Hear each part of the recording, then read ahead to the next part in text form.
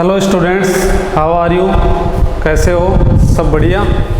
देखिए नेक्स्ट इस video lecture में अपन बात करेंगे 11th मैथ्स एनसीईआरटी सिलेबस की एक्सरसाइज 9.4 की। इससे पहले वाले जो वीडियो लेक्चर थे उनमें मैं यही जो एक्सरसाइज थी सीक्वेंस, सीरीज एंड प्रोग्रेशन, जो एक्सरसाइज थी वो आरबीएससी बुक से मैंने स्टडी करवाई थी।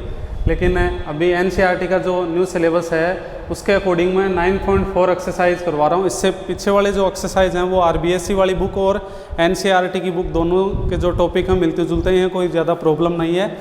तो वहाँ से आप स्टडी कर चुके होंगे 9.3 एक्सरसाइज तक। तो यहाँ पर अपन बात करें एनसीईआरटी की बुक है उसमें 9.4 एक्सरसाइज है, उसमें अपन को किस तरह के क्वेश्चन करने होंगे, ठीक है। तो देखिए इस एक्सरसाइज 9.4 में इन्फिनिटी टर्म्स की जीपी होगी, अनंत पदों की गुणोत्तर श्रेणी के पदों का योगफल ज्ञात करना होगा अपन को, ठीक है।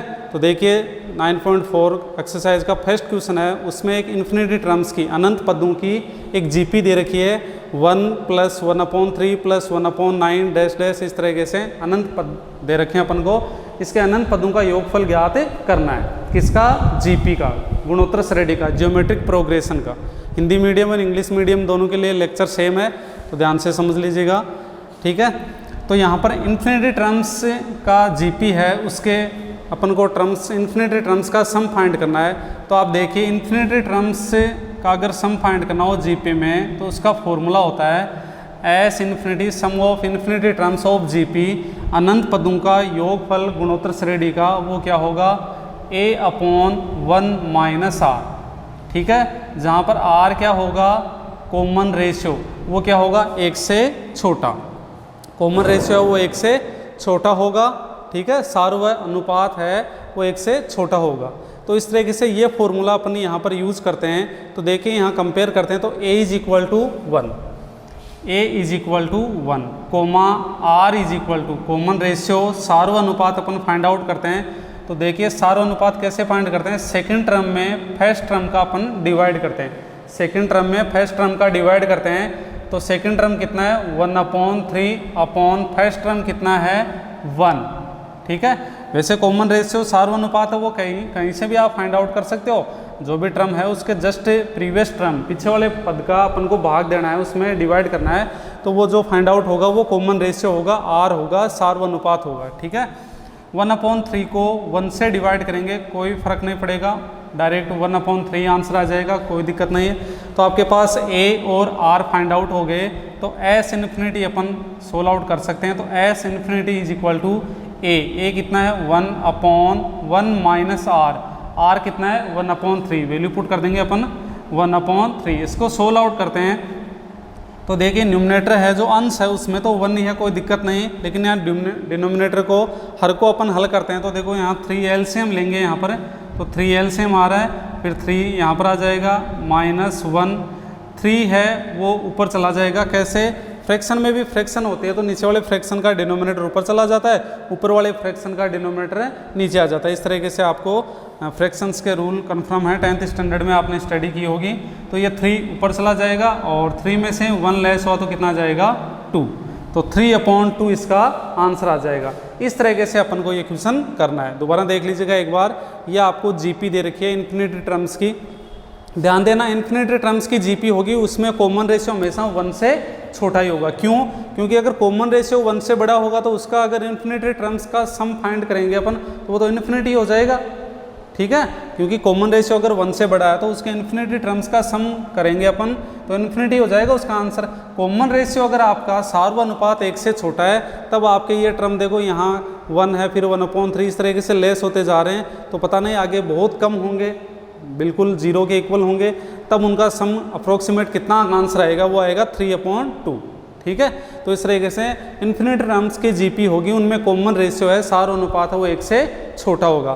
तो इस तरीके से आपको एक क्वेश्चन करना है, फॉर्मूला लगाना है s इन्फिनिटी = a/1 - r। ये किसका फॉर्मूला है?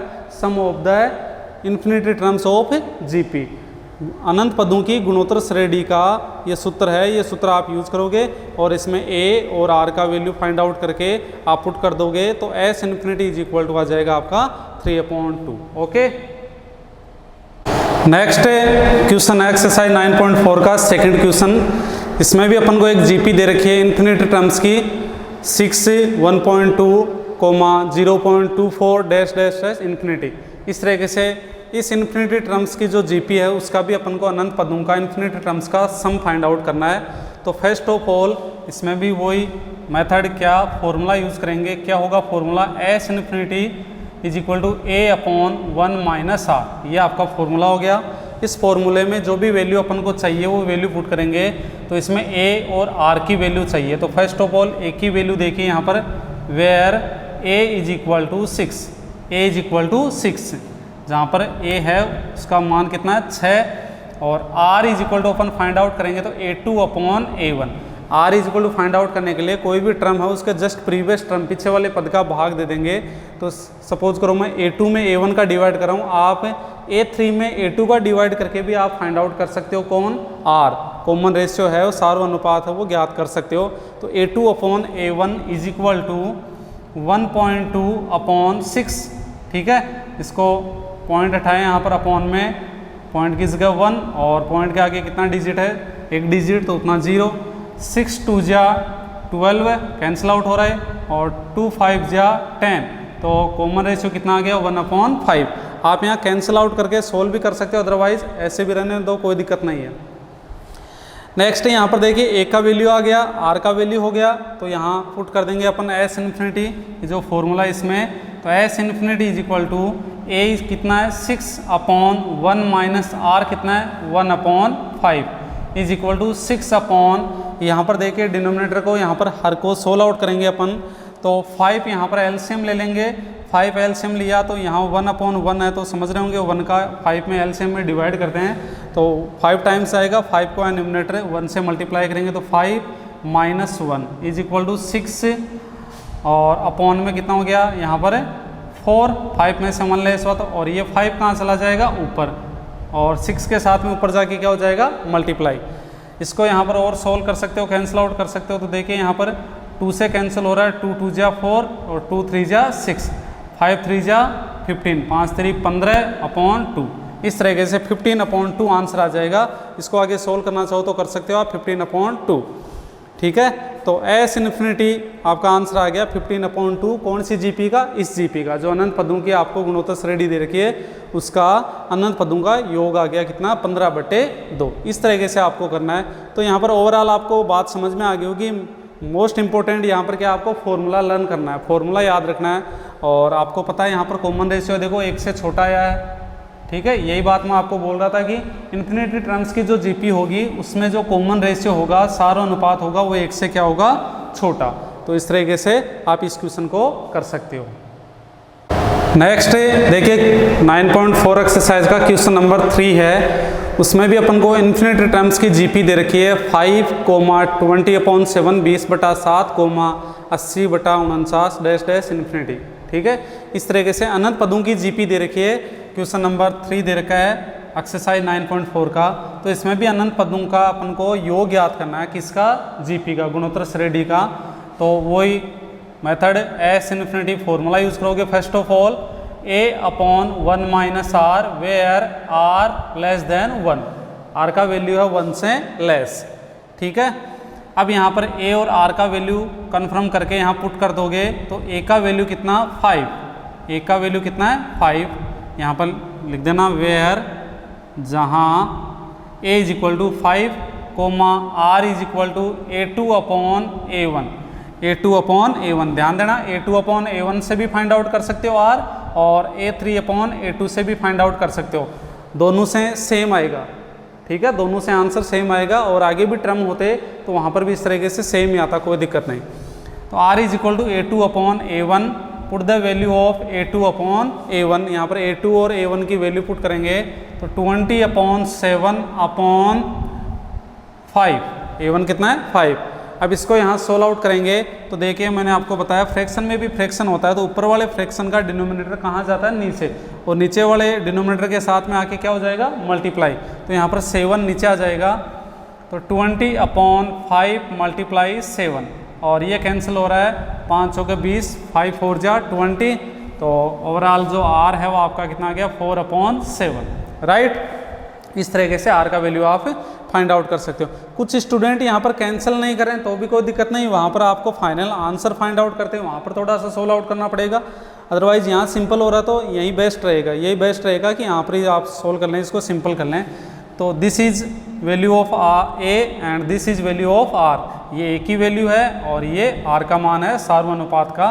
Put the value of A and r, a और आर का मान यहाँ पर अपन रखेंगे तो S infinity is equal to a का वैल्यू कितना है 5 अपॉन आर का वैल्यू है 4/7, बट उससे पहले देखो 1 है, 1 माइनस 4/7, ठीक है। अब इसको यहाँ सोल्व आउट करेंगे तो देखो नीचे वाले में यहाँ 1/1 समझे अपन, तो 7 क्या आ रहा है एलसीएम, तो 5/7 एलसीएम लिया तो यहाँ पर कितना आ जाएगा 7 माइनस 4, क्योंकि यहाँ पर 1 का डिवाइड करेंगे 7 में 7 टाइम्स, तो 7 को 1 से मल्टीप्लाई कर देंगे तो 7 और -4।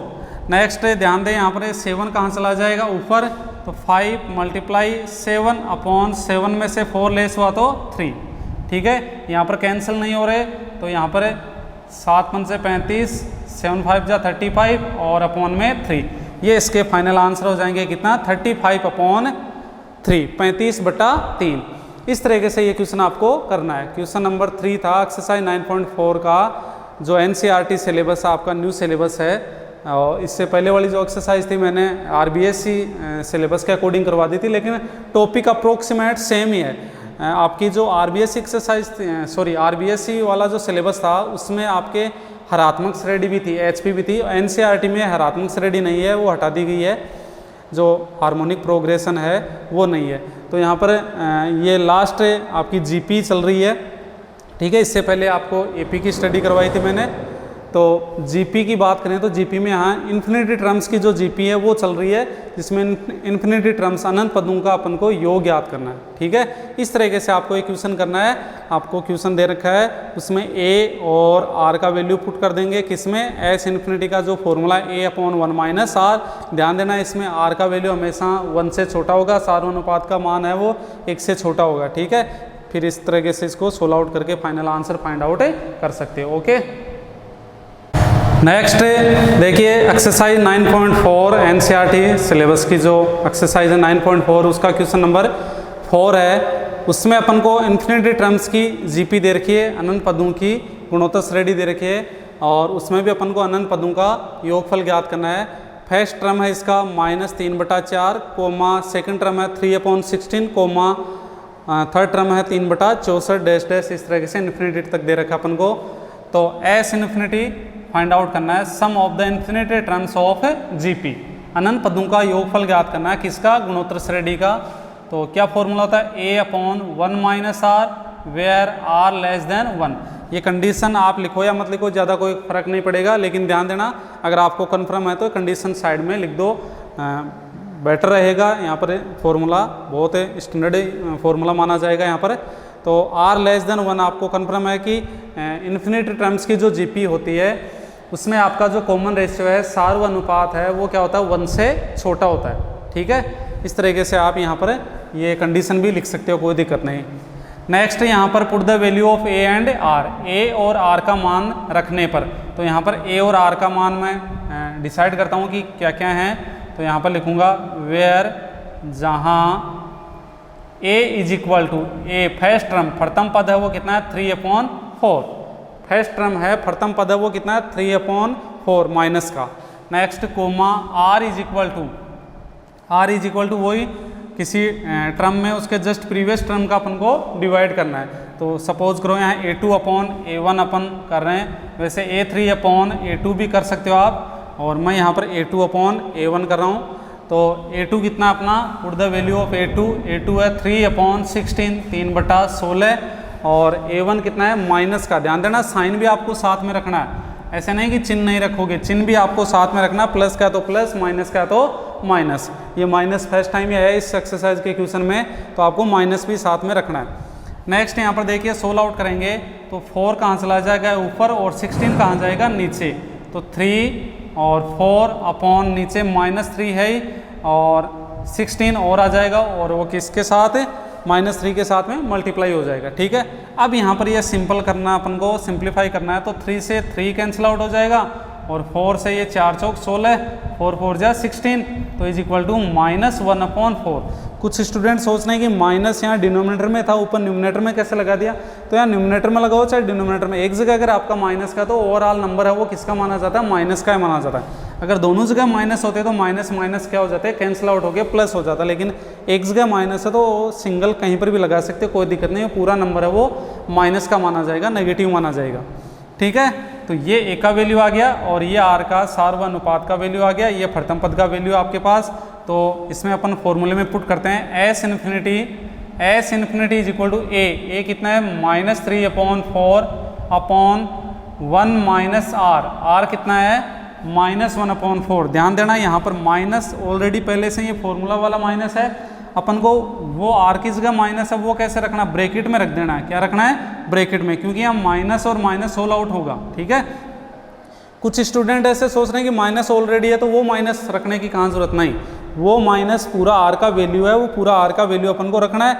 लेकिन उससे पहले बाहर आउटसाइड में भी साइन है, तो इनसाइड में ये जो माइनस का साइन है इसको ब्रैकेट में आप बंद कर दो। ठीक है, तो अब यहाँ पर देखिए माइनस माइनस प्लस हो जाएगा, तो नेक्स्ट -3/4 ये न्यूमिनेटर में आपका जो पूरा फ्रैक्शन है वो है ही, और 1 + 1/4 यहाँ प्लस हो जाएगा। ठीक है, अब इसको हर में जो दे रखा है इसको मैं सोल्व आउट करूँगा, तो देखिए -3/4 यहाँ पर क्या आ जाएगा, एलसीएम, 4 एलसीएम आ जाएगा, और 1 का 4 में डिवाइड करेंगे 4 टाइम्स, और 4 को 1 से मल्टीप्लाई किया 4, और प्लस 4 का 4 में डिवाइड किया 1 टाइम्स, और 1 को 1 से मल्टीप्लाई किया तो 1।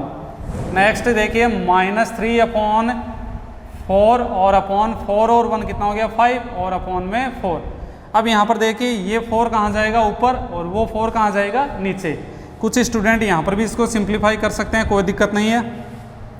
फ्रैक्शन में भी फ्रैक्शन होता है, तो ऊपर वाले फ्रैक्शन का डिनोमिनेटर और नीचे वाले फ्रैक्शन का डिनोमिनेटर है वो अगर सेम है तो आप कैंसिल कर सकते हो, या किसी से डिवाइड हो रहा है तो भी आप डिवाइड भी कर सकते हो। वो ओवरऑल कैंसिल कैसा होगा, ये 4 ऊपर जाएगा और वो 4 कहाँ जाएगा नीचे, इस तरीके से। तो आपका फाइनल आंसर कितना बच गया, माइनस साइन तो है, ऊपर 3 बच गया और नीचे 5, तो -3/5 ये इसका फाइनल आंसर आ जाएगा, किसका, इस इन्फिनिटी टर्म्स की जीपी का। तो अप्रोक्सीमेट आपको आइडिया लग गया होगा, सेम टाइप्स के क्वेश्चन ही चल रहे हैं। इन्फिनिटी टर्म्स का जीपी का अपन को सम फाइंड आउट करना है, तो फॉर्मूला यूज करना है फर्स्ट ऑफ ऑल, और then after put the value of A and R. उसके बाद में प्रथम पद ए का मान और सार्वनुपात आर का मान रख देना है, और अपन को आंसर सोल्व आउट कर लेना है। ठीक है, यहाँ पर स्टेप्स को थोड़ा सा इस तरीके से फ्रैक्शन वगैरह सिंप्लीफाई करना, अच्छी तरह से ध्यान रखना है, प्लस माइनस का। ठीक है, इस तरीके से आपको ये क्वेश्चन करना है। प्रैक्टिस के लिए आप जो भी लेक्चर में मैं क्वेश्चन बता रहा हूँ उनको एक बार देख लीजिएगा, समझ लीजिएगा, और देन आफ्टर आप खुद सोल्व कीजिएगा। ठीक है, और एग्जाम्पल्स हैं बुक के, वो आप एक्सरसाइज के जो क्वेश्चन है उनके अकॉर्डिंग खुद सोल्व करने की कोशिश करें। ओके, इस तरीके से आपको ये क्वेश्चन करना है।